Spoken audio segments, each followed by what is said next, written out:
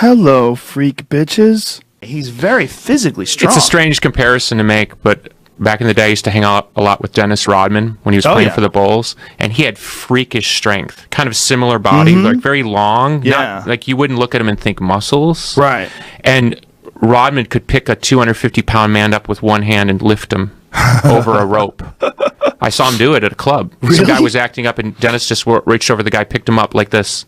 Jesus. And then even people would remember, NBA fans, Dennis used to guard Shaq one-on-one. Yeah. And that was when Shaq was, 340 or something? Right. Dennis would and that was when they had the whole thing, you couldn't use your hand, you had the elbow and all that stuff. He guarded him one-on-one. Freakish strength. And you look at him, you think, how is that possible? Yeah. Some guys just have that weird, whatever that is. It's a lot of times it's those long guys too. Something is about long limbs and leverage, and it's like they have this. As long as they have a certain amount of muscle with those long limbs and long leverage. I mean, look at this. Okay, freakish.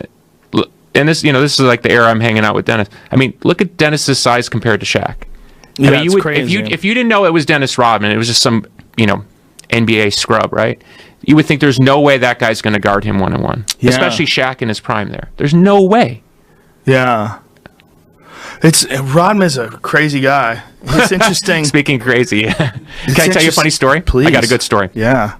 So, used to hang out a lot with Dennis, and hadn't seen him for years. Was at a restaurant in Chicago not too long ago, and somebody said, "Oh, you guys are friends with Dennis, right?" Yeah. Oh, he's upstairs. Oh, really? We go upstairs. Dennis is crying. Oh my God, I miss you guys. Me and my buddy, we're hanging out with them, telling old stories. 7 or 8 years haven't seen him. It's great. Like when you see a buddy you really love and it's really affectionate. And Dennis is one of those people. At some point, he just gets up and he wanders away. I think he's going to take a piss. Okay. About 10 minutes goes by. I say to the waitress, "Did Dennis leave?" "Yeah, he left."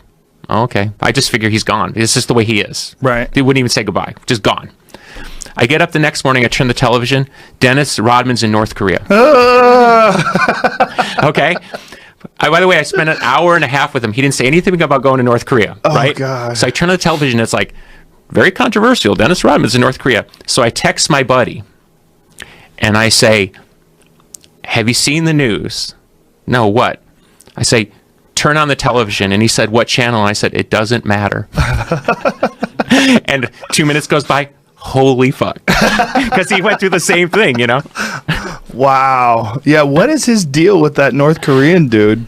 He just goes over there and hangs out with them. And Dennis is really a genuine, a naive-hearted person. So in my best understanding is he truly believes he can affect the world in a positive way. So there's he really feels like Dennis. There's not a bad bone in Dennis's body. Wow. Dennis has his issues, but he's not a bad-hearted guy. So in his kind of crazy ideological frame, he actually thinks he's helping. So he thinks he can go over there and talk some sense into that guy, or by playing basketball, whatever he's. Yeah, that's just so strange. That's not a good shot. I mean, you know what I mean? It's not a good look. But yeah, I mean, he's hanging around with a murderous dictator, hoping for the best. But that's what I mean about the naivete, and I don't mean to cast shade on Dennis. I really love Dennis. He's been nothing but a total sweetheart to me in my life. But Dennis would, in a very naive way, believe that he's actually helping. It's a very gangster move to go over there, though. I mean, it seems very dangerous. Where the other side of Dennis, it makes a certain sense. It's like, I'll do it. Yeah.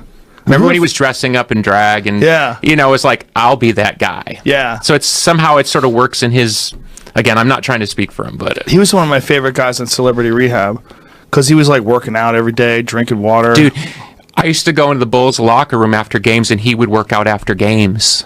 Really? We go because we were going to go out clubbing or whatever, and you go in the locker room, and he'd be working out. And we'd have to sit and wait for him to work out for another 40 minutes after the game. And he played. It wasn't like he had a knee injury. I mean, he played the whole game. Like what kind of workouts? Like lifting weights or something? Treadmill, whatever he was doing. Wow. And it wasn't like light stretching. It was like energizing. And then we go out and stay out all night. Jesus. You want a quick story? So I'm hanging out with the Bulls. It's the first time they're playing Utah. and it's a series the Bulls probably should have lost, but they didn't.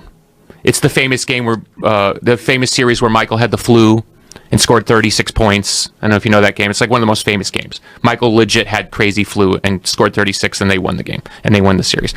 So in between one of those games, Dennis knows some billionaire. There's a day off. We get on the billionaire's plane and we fly to Vegas. We stay out all night gambling. And this is Dennis, like, you know, rubbing dice on people's bodies and throwing the dice so drunk they're bouncing out of the, you know, the craps pit. And I mean, just total mess. And you're thinking, how is this going to help us win a championship? Very much a fan mentality. I'm thinking, you know, naively, I'm going to kind of rein him in. So we stay out all night. We get up, we never go to bed. We fly on the private plane back to make the morning press shoot around back in Utah. So we've only been in Vegas for like 8 hours. So 9 a.m. I'm sitting in the stands. I haven't slept at all. They do the shoot around, and Dennis walks up and says, "Let's go back." Go back where? The hotel? No, let's go back to Vegas. So after the morning shoot around, drove to the airport to fly commercial because now the billionaire's not flying him back again, and gets on a plane commercial and is giving me shit because I don't want to go back to Vegas with him. Jesus Christ. On the off day. And this is during the NBA Finals. So through some sort of weird, you know how the world works, I end up somewhere. I go to play miniature golf or something in Park City, Utah, where the Bulls were staying. And Phil Jackson and his family had just happened to be there on like an off day. And Phil's given me the look of death because I'm the one responsible for Dennis going to Vegas. The rock star dragged him to party, and I'm you the bad ruined guy. it. Oh, that's hilarious. And I'm thinking, you don't understand. I'm the one who tell him not to go. I want to win a championship, Did or at you least I tell want. him? No, what are you going to say to Phil Jackson? Have you ever met Phil Jackson? No. Phil Jackson's an intimidating guy. I mean, he plays very zen on TV, but in person, he's very intimidating. 6'7", 6'8". And he was legitimately upset at you? Let's just say it wasn't a nice encounter. And I love Phil Jackson. I mean, I love those years. I love those teams, and I was lucky to be around them a lot. I used to say, look, watching this team's like 1927 Yankees. I mean, you will look back very fondly on this time and to even be in that bubble at all, and it was awesome. But yeah, I mean, catching shade from Phil Jackson at the height of the Bulls thing, it was just so funny. And I'm playing miniature golf, and you know, this is so uncomfortable. That is hilarious.